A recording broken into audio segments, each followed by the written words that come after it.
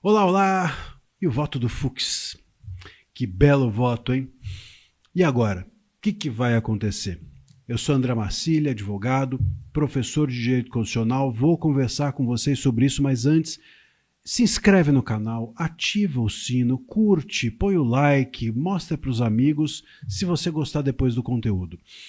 Vamos lá. O Fux, ele divergiu sobre diversos pontos super importantes, ele abordou diversas nulidades super relevantes, entendeu pela improcedência de diversos pontos, mostrou que esse julgamento é uma farsa, mostrou por meio de um voto técnico que ele, um juiz, vamos dizer assim, de verdade, porque até então a gente tinha tido ali, enfim, só inimigos do Bolsonaro julgando o caso, o Moraes e o Dino, e ele tecnicamente mostrou o quanto que a própria jurisprudência do STF vai contra as conclusões da PGR e do próprio relator Moraes, que depois foi acompanhado pelo Dino. Tudo isso muito importante. Mas o grande ponto, a grande estrela do dia, eu diria que foi a seguinte divergência, quando ele diz que o STF e a primeira turma são incompetentes para julgar o caso.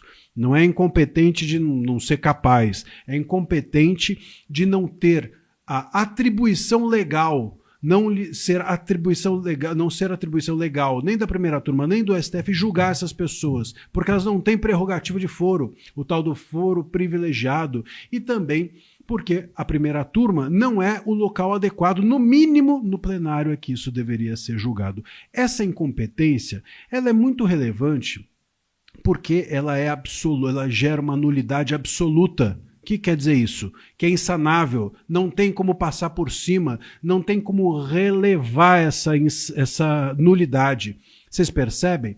E esse é um ponto importante, porque a divergência do Fux agora, fazendo esse provável 4-1, claro, falta Carmen, falta o Zanin, a gente sabe o que vem dos dois, fazendo esse 4-1 na turma, o Fux alimenta a possibilidade de um recurso, chamado embargos infringentes, ou seja, quando há uma divergência entre um dos ministros, vai se recorrer para o plenário com os 11 ministros. E esse recurso, que é o tal dos embargos infringentes, primeiro tem os embargos de declaração, para alguma omissão, etc. Mas o que importa mesmo são os embargos infringentes. Esse é que pode mudar o cenário do jogo.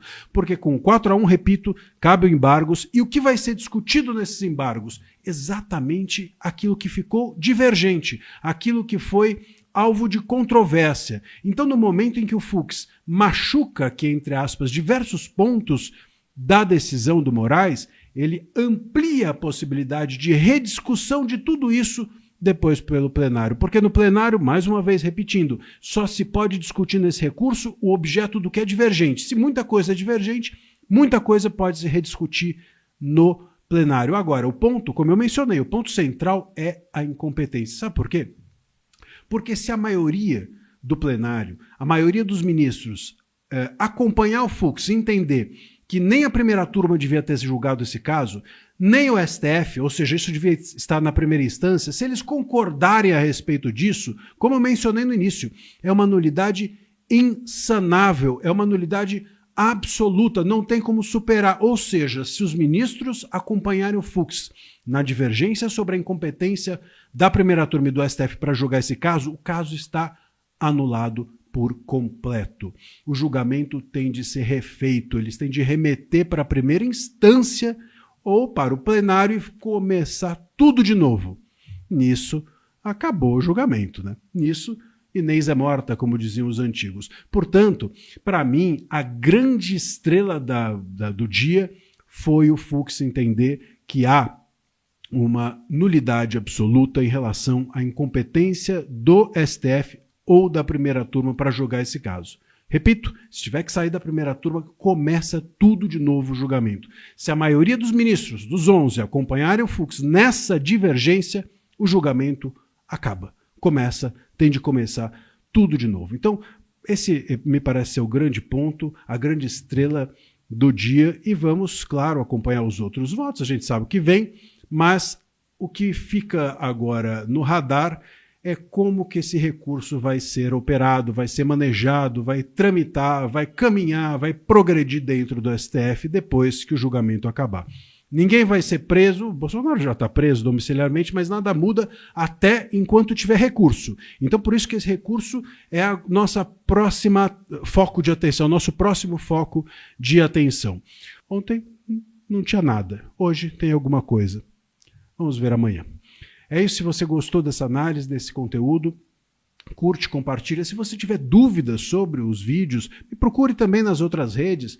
Entre lá no meu Instagram, no meu X e faça perguntas, traga perguntas, ou aqui mesmo no chat, etc. Desde que a gente está atento, a gente está lendo e vocês vão também alimentando a possibilidade de que a gente vá melhorando e trazendo novos vídeos. É isso, um abraço.